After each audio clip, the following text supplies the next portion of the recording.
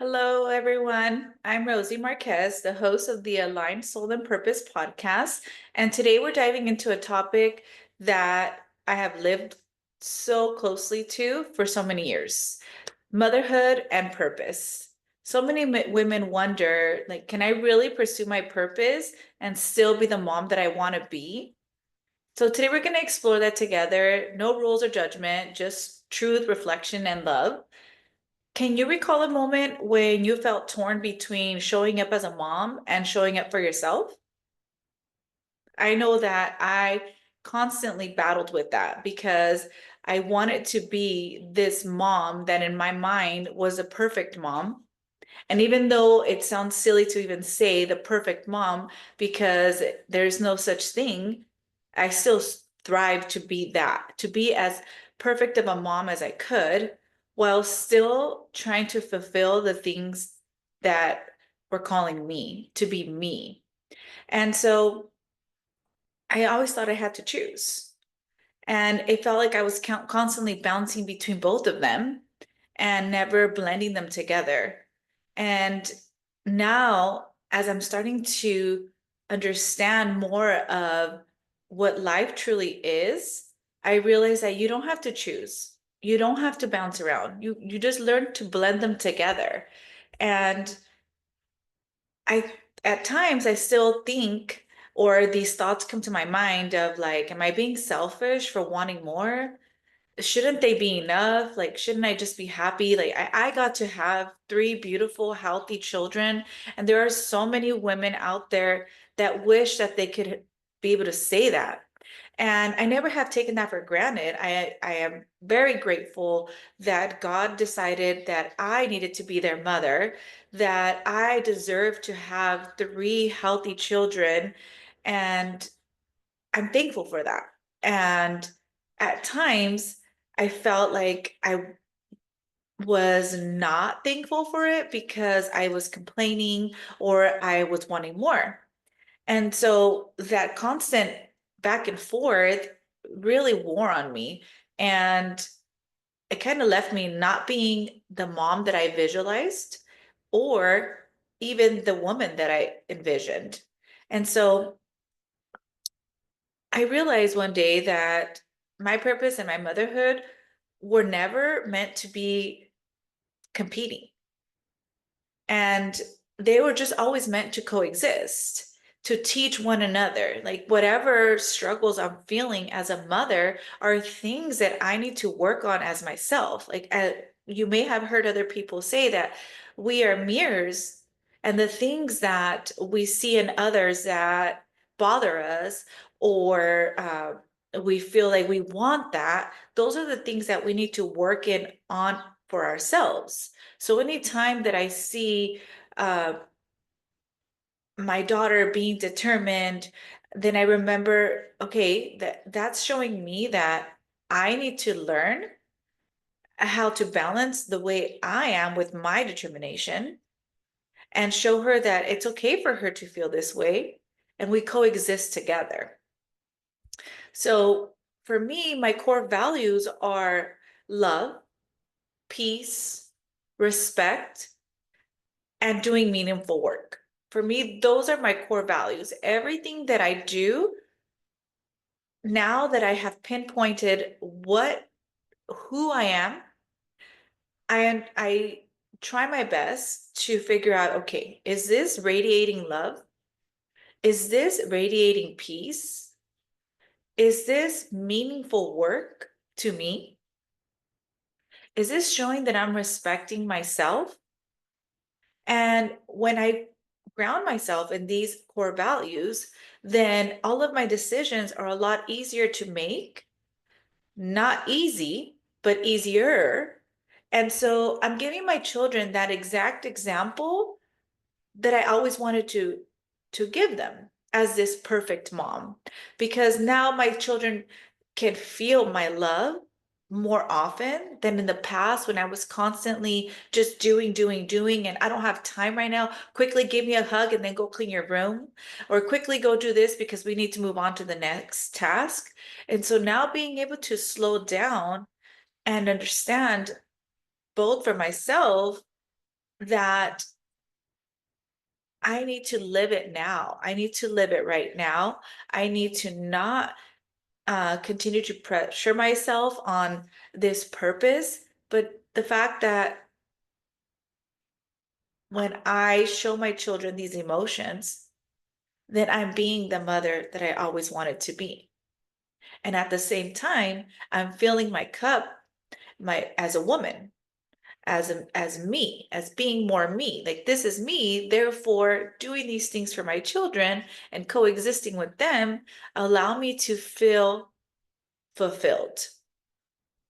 So, being a mother isn't just about raising children, it's about showing them how to live, how to love themselves, how to find what meaningful work looks like for them, and to walk in peace, even when life feels heavy. Because walking in peace doesn't mean that everything is going well all the time.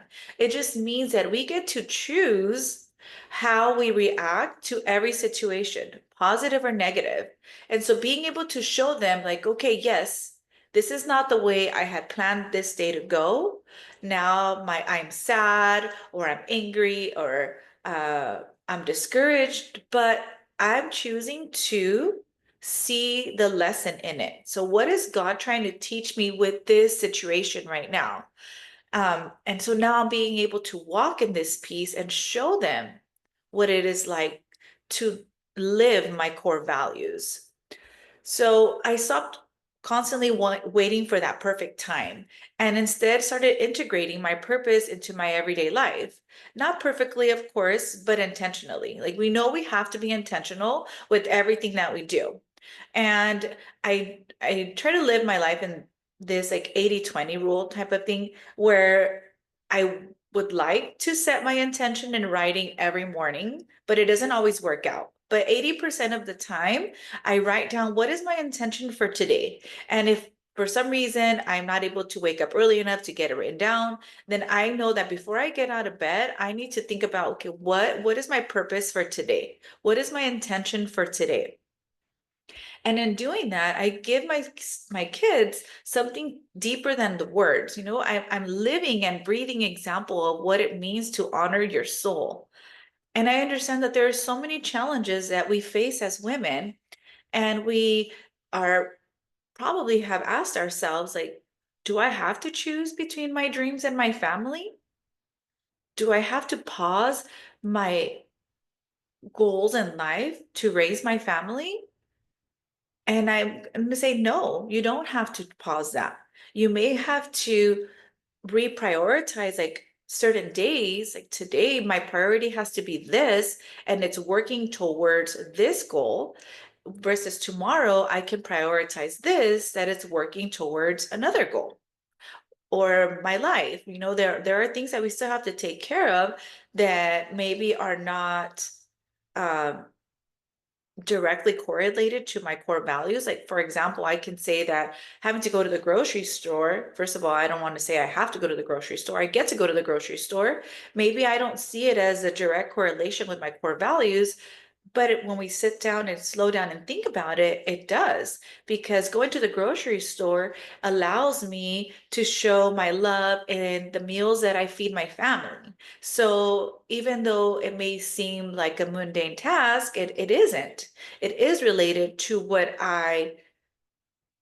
to my core values. Because if I could just instead go get fast food, right? But because then at that point, I feel like that truly isn't connected to my core values. So going to the grocery store is connected to my core values and to being the mother that I want to be. And so every task, even though it may seem like it's not directly correlated, you can figure out a way of like, how is it connected? And so to validate your feelings, if you ever felt any of this, you're not alone. I felt it. And I want you to know that you don't have to sacrifice yourself to be a good mother. Um, there are many ways that we can coexist, that we can do both of these things. As I mentioned earlier, being able to slow down and think about what are my core beliefs. Now, every action that I take during the day, how can I connect it to those core beliefs? how can I connect what I'm doing to love, if that is one of your core values? How can I connect it to respect, to peace, or to whatever your core value may be? So, what does it look like to pursue purpose without guilt? For me, pursuing it has become showing my family what it means to me, like sharing it out loud. For example, loving myself means that I only eat certain foods. Loving myself means that I am going to do my workout before I go to an event.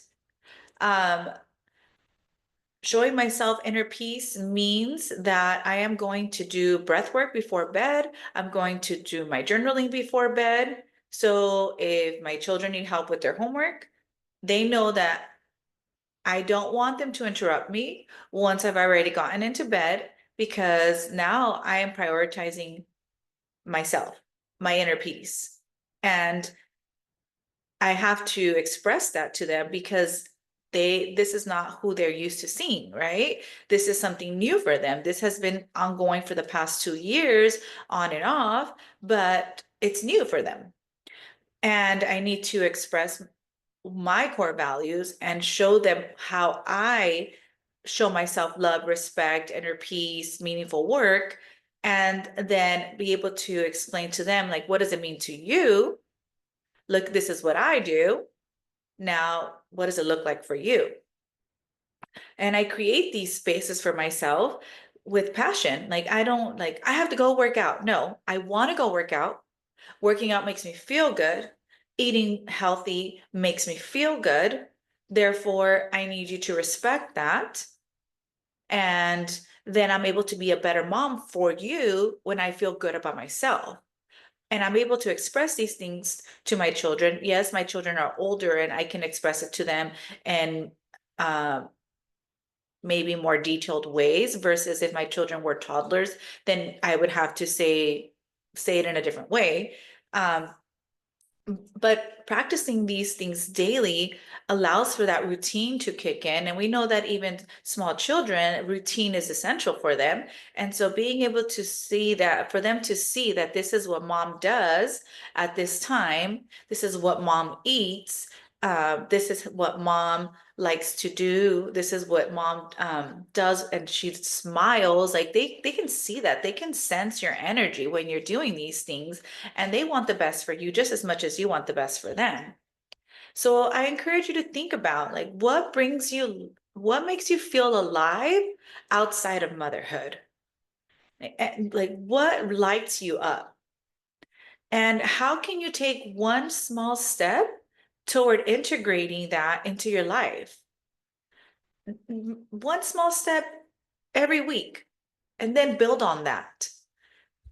Um, and remember that we're constantly evolving. This isn't something that, okay, I read a book about this, I listened to a podcast about this, I did some meditation on this, so now I know how to do it. No, it's going to be something constant. Like, think about an athlete. An athlete doesn't work out sometimes. They work out all the time, or they practice their sport all the time, even though they've been playing it for many years. It's something that you're constantly working at. Even if you think about, if you've ever felt some sort of ailment, you go to the doctor, they tell you, they give you a diagnosis, but it doesn't stop there, right? Because now you have this diagnosis, you have a name for it, but now what are you going to do about it?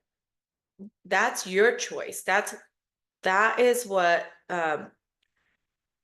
allows you to evolve. And so that's the same thing with working on this coexistence of motherhood and your purpose. You have to constantly work at it. You are going to have moments where you no longer feel closely attached to a certain core belief. Now you may have another one. So you pivot, you change, and your family changes with you as you are living in this manner. But it's never ending. It's not like it's a one and done type of thing. We're constantly evolving, we're constantly growing, and that's life.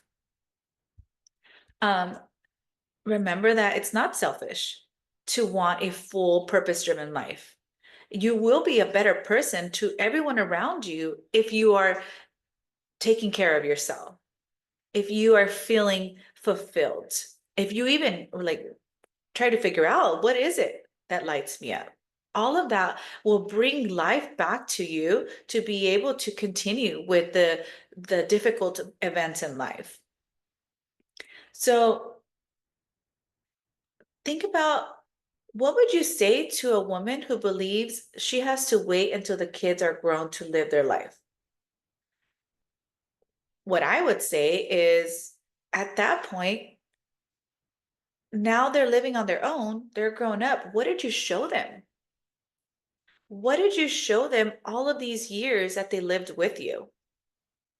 For a long time, now that I reflect, I realized what I was showing my children was that you enjoy life later. You don't get to enjoy it now because there are so many tasks that need to get done, but at some point you'll get to enjoy life. And now I'm showing them that that's the opposite of that. Like, we enjoy life now, regardless of what's happening. We find the joy. We choose to be happy because it is a choice. Our emotions are all a choice and they're all within us. Like, nobody can make us happy. Nobody can make us sad.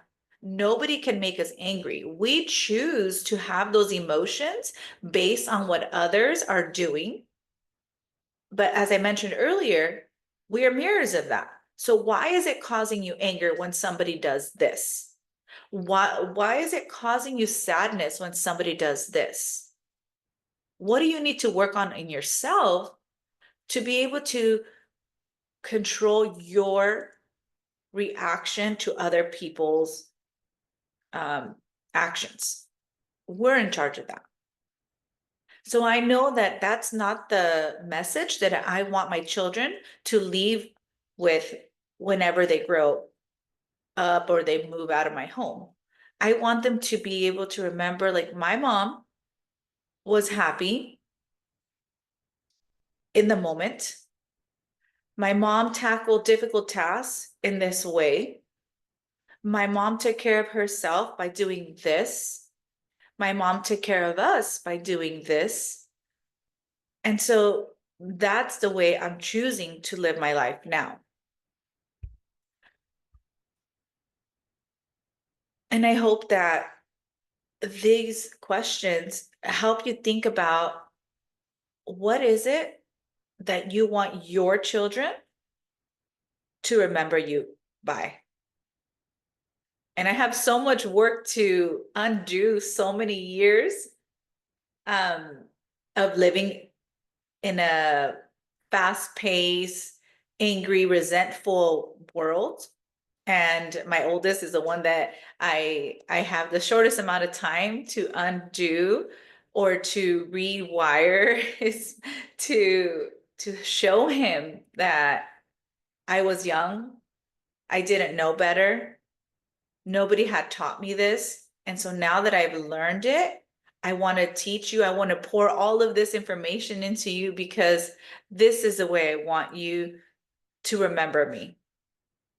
Um, so if this episode spoke to your heart, as always, please share it with me. I would love to talk to you. I would love to talk through some concerns that you may have or some questions that you have. If you think that somebody that you know would benefit from hearing this, please share the episode with them. And I want to leave you with one quote. The most powerful way to teach our children how to live with purpose is to live ours out loud. Remember, we teach our children by what we do, not by what we say. I